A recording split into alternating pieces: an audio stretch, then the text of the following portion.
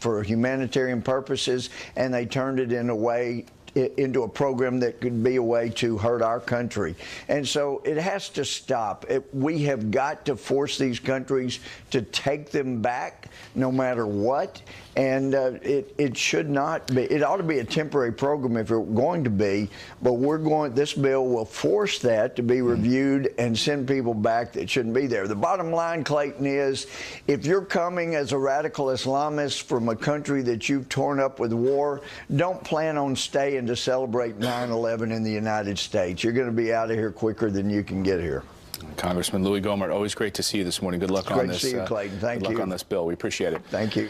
Coming up here on the show, Olivia Newton-John in the fight of her life. The Grease star revealing her breast cancer is back. After 25 years, Dr. Nicole Saphier breaks down the diagnosis and the warning signs next. And remember when President Obama said closing Gitmo wouldn't be a risk in the war on terror? Now one detainee he set free is an ISIS recruit. Come back for some quick headlines. The Manchester bomber may have acted alone. British police saying overnight Salman al-Baidi bought most of the parts for his deadly bomb on his own. But they aren't ruling out the possibility of a terror network as well. This as we learn that British mosques are refusing to bury the ISIS recruit, which is certainly good news. And Ariana Grande will return to Manchester this Sunday for a benefit concert to honor those who were killed and injured. Plus, another former Gitmo prisoner returns to terror. Former detainee Sabir Lahmar under arrest, suspected in an ISIS recruiting network. We handed him over to France 8 years ago under the Obama administration. He's just one of at least 121 released detainees who have returned to the battlefield to wage jihad. Ainsley, over to you. All right, thank you, Pete. A devastating diagnosis for actress and pop icon Olivia Newton-John. She just revealed to all of her fans on Facebook that her breast cancer has relapsed decades later and spread to her lower back, causing her to postpone her tour. Her daughter turning now to social media, asking for all of us, for her fans, for healing prayers. Here with us is breast radiologist Dr. Nicole Saphier. Dr. Saphier, thanks for being with us. My heart breaks for her. We know we love Grease. We love Olivia Newton-John, and for her daughter to ask for prayers, of course, we will all be praying for her. But what does this mean for her? And it's 25 years after her breast cancer. Is it metastasized at that point after 25 years? So devastating news for Olivia Newton-John and her family and friends and everyone involved, really. And we can only surmise what's going on with her by what she tells us. Not being directly related in her care, we don't know exactly what's going on. However, she has said that her breast cancer from her original diagnosis 25 years ago has recurred now in her lower spine, her sacrum. So if that is the case, then that means that it is stage 4 or metastatic disease. Wow. Metastatic meaning metastasized. It spread to her lower back. It was originally breast cancer. What would, if she were your patient, what would you tell her to do at this point? So we all talk about screening and early detection of breast cancer, extremely important, because the far majority of women who undergo what she did 25 years ago, surgery, sometimes chemotherapy, sometimes radiation, have an amazing chance of survival. Our survival rates are over 90%. However, we have a very large population in the United States right now living with stage 4 metastatic breast cancer, and it is devastating. It is a debilitating disease, and our breast cancer survivors live in anxiety every day, worrying about this recurrence. And unfortunately, this has occurred. And all we can say to these patients are, you need to live your life. Do everything that Olivia Newton-John did. Be healthy. Do everything you possibly can. Yeah. But you may do everything, and it still may come back. So at that point, there is no cure. We don't have a cure for it now. Nowadays, as a woman, you hear all these stories of women who they're getting the mastectomy early on because they have that gene, and this makes you wonder, should we be doing that? Should we all be looking into that so that it doesn't get to this point? I mean, she's a mother. She's a mother, she's a friend, she's a wife.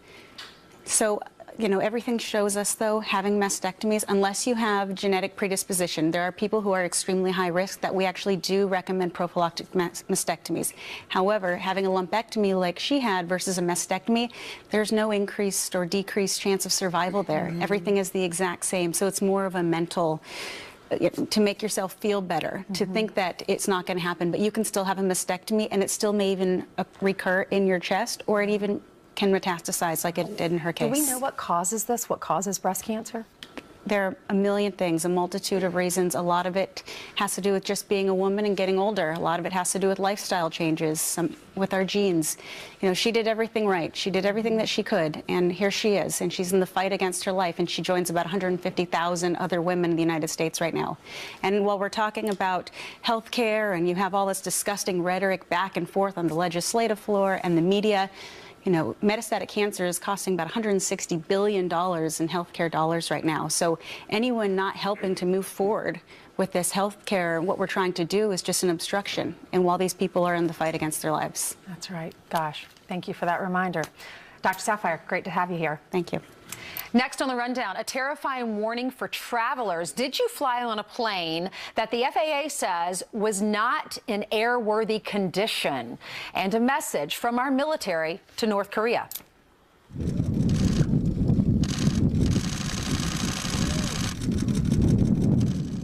The Pentagon successfully intercepting a missile. What does this message send to our enemies? General Jack Keane is here next to answer that. But first, we want to wish a happy birthday to Clint Eastwood. The legendary actor and director turns 87 today. Happy birthday. Windows left shattered and doors blown off their hinges. A 13-foot deep crater left in the road. No terror group has yet taken responsibility.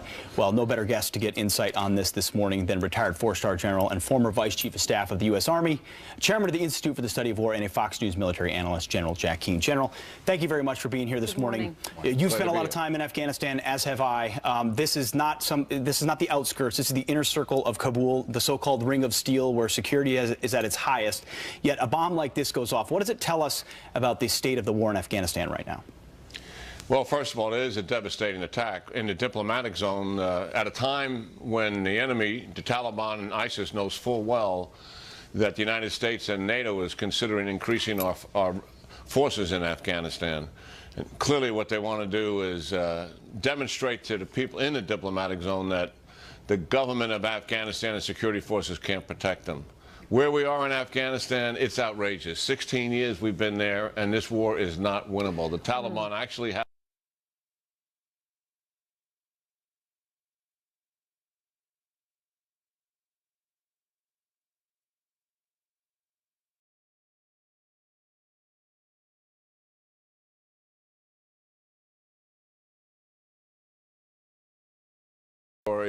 They own more territory in Afghanistan now than at any time since 2001 when we invaded the country and removed the Taliban. So everything is on their side. What it'll take is more than the advisors that are being considered. I think that what the president's got to ask the people who are coming forward and say, let's put 3,000 or 4,000 or 5,000 advisors back in there. Here's the question. Is that a decisive force? Is that really going to make a difference? And if that's not a decisive force, then what is? That's what should be on the table. Yeah. General, nothing's off limits, too. I mean, we saw also, I was waking up this morning with the news of what happened in Baghdad, where you have an ice cream shop that was blown up, a huge blast where children were killed, moms were killed. We saw the concert in in the UK last week with all these teenage girls. Well, certainly that's clearly the weapon the terrorists use. This is absolute raw intimidation of all of our human. Jillian, yes, good morning to you guys. An update. Wheel before his DUI arrest. A shocking update as we learn the golf legend didn't actually have any alcohol in his system, but was on 4 medications, including Vicodin. The police report revealing Woods didn't know where he was. He failed 4 sobriety tests before blowing a .0 on the breathalyzer. This all happened in Jupiter, Florida. Police say his Mercedes had 2 flat tires, damage to the rims, and a taillight was out. They claim he also took off his shoes and put them under the police cruiser. The dash cam video is expected to be released today.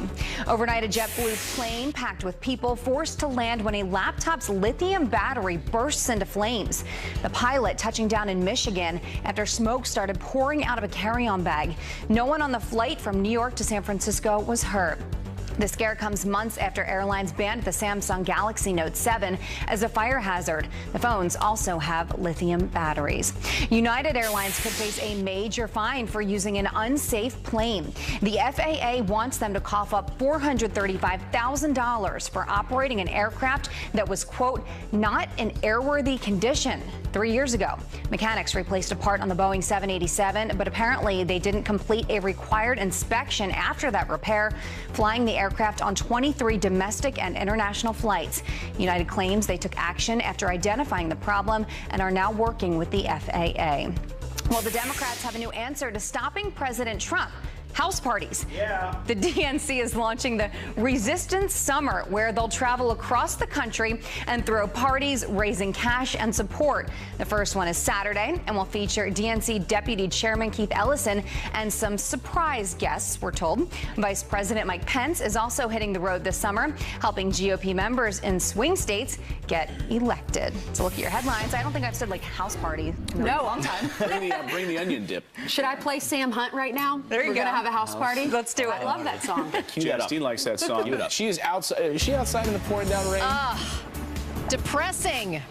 When is spring going to arrive? I guess you guys are going to be asking me that question. I don't know. Isn't spring like always It's full here. of showers? Yes, and it's raining across the Northeast. It's been really unsettled over the last couple of weeks, and a peek ahead to June looks like it's going to remain cooler than average. But, you know, let's get to the forecast in a second. I want to show you a very cool video. This is satellite imagery from NASA, and you can see this is a volcanic eruption across the Aleutian Islands, the Alaskan Aleutian Islands, that we can see, that we can pick up on satellite. And actually NOAA helps to forecast how far this ash plume gets into the atmosphere and how far the wind will carry that ash plume. And if we have a big volcanic eruption, that can actually change weather patterns. So isn't that kind of cool? This is the kind of imagery that we get from NASA, the imagery from outer space in our satellite technology. Very cool. All right, let's take a look at the forecast, because we're dealing with cooler temperatures across the Northeast, as well as the northern plains and the upper Midwest, and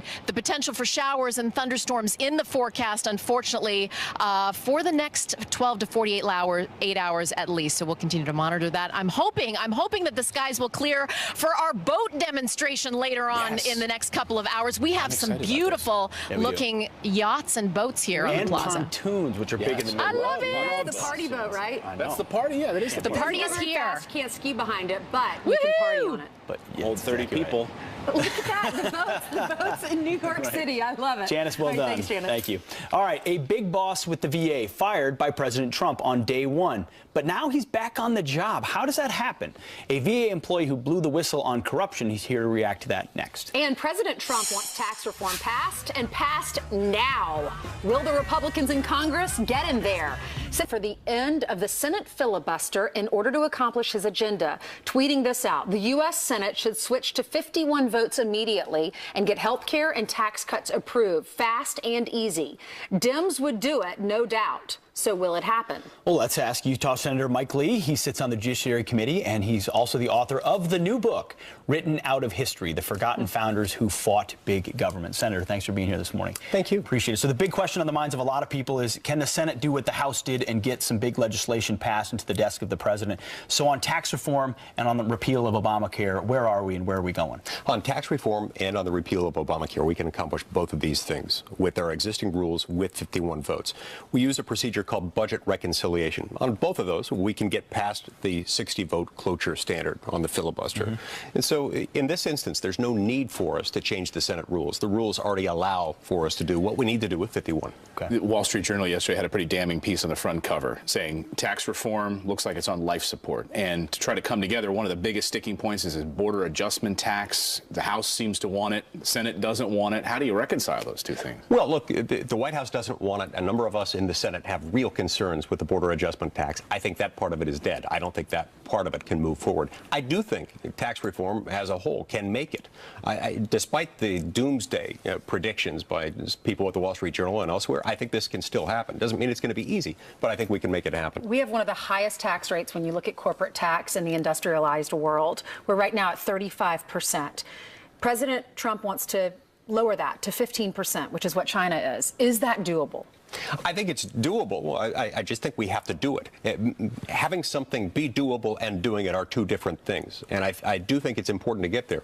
The corporate tax is actually fairly regressive, meaning that it passed down higher costs to the end consumer. It looks like something that's just being charged to big, rich corporate fat cats. It's not. It's being paid for disproportionately by middle-class Americans. What's the holdup here? Republicans are in charge. Republicans run the show, right? They run the show. You've written a book on getting rid of big government, the forgotten founders who fought big government. Republicans are supposed to be anti-big government.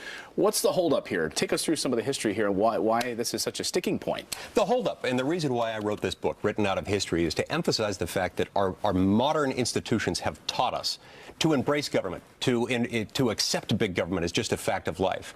But I focus on 8 different forgotten founders in this book, men and women who had a major role in America's founding, but who have been written out of history, neglected, because their narrative wasn't compatible with our modern progressive mindset. For example, Canassa Tego was an Iroquois Indian chief who was sort of the father of American federalism, this idea that most of our government is supposed to be at the state and local level and not at the national level. But the idea of a Native American chief being an American founder isn't compatible with the way we think about the founding fathers. So he's been forgotten. You're in the middle of the Leviathan of big government in Washington, D.C. Do you have hope that limited government can be recaptured? Obviously, you believe in it, and this book tells that story, but can conservatives recapture that idea? Yes, they can, because Americans can.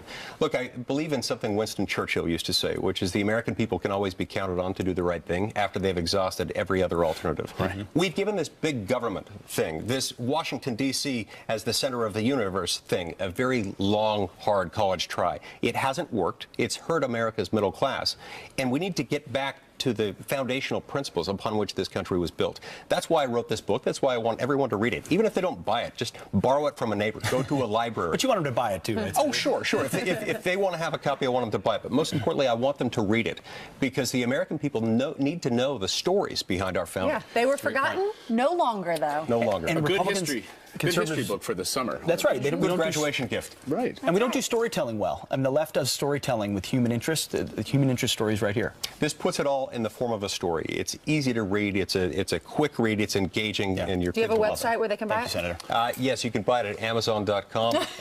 Anywhere books are sold. Thank you, Senator. Great. Senator, thanks so much. Good luck All with right. the book. A big boss with the VA fired by President Trump, but now he's back on the job. How does that happen? A VA employee who blew the whistle on that corruption here next. And Democrats may have a new secret weapon to battle Republicans in 2018.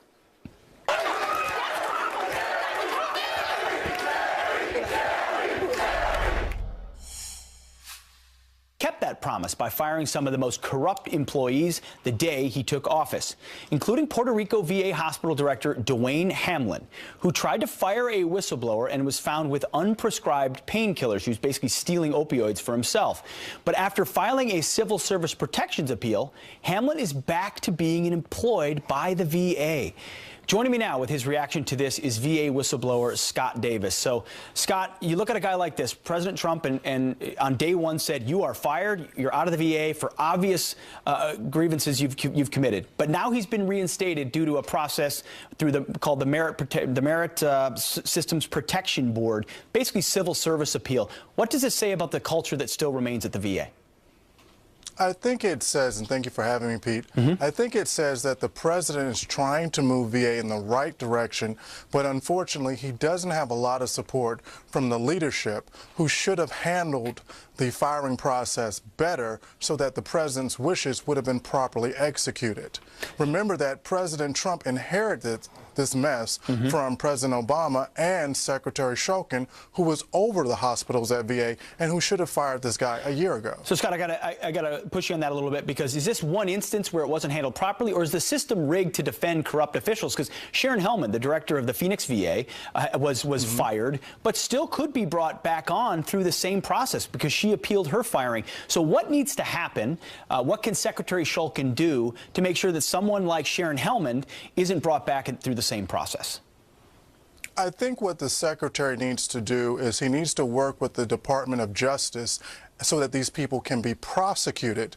Right now, he's treating them like these are HR issues, which is why they're going through the Merit Protection Board system. That's not how they're supposed to be treated. When you have a corrupt government official who abuses his or her authority, like the director in Phoenix, the Department of Justice should prosecute them, as they have basically engaged in activities that put veterans' lives at risk, and in many cases, some veterans have died. Of course. I think that's the difference. And I think the president is doing the right thing, but he can't do it all by himself. Dr. Shulkin, in some of the emails that I have seen, has actually been sympathetic towards some of these people, not willing to hold them accountable. So what we've heard from Secretary Shulkin is that he's pushing for more stringent VA accountability legislation called the Veterans Accountability First Act. They have made example of some employees, one who was watching pornography at work at the VA. They fired him. But you're still critical. You don't think they've gone far enough in taking out some of the corrupt employees. Exactly. For example, many of these cases where the secretary is tough is because whistleblowers like myself have gone to Fox News and other media outlets and put these stories out before the veteran community, so the VA had no choice but to respond. But the only real champion that most of us feel at VA that we have in Washington for accountability is the president. We've got some support from Senator Rubio and Senator Isaacson, but Congress needs to do more. The legislation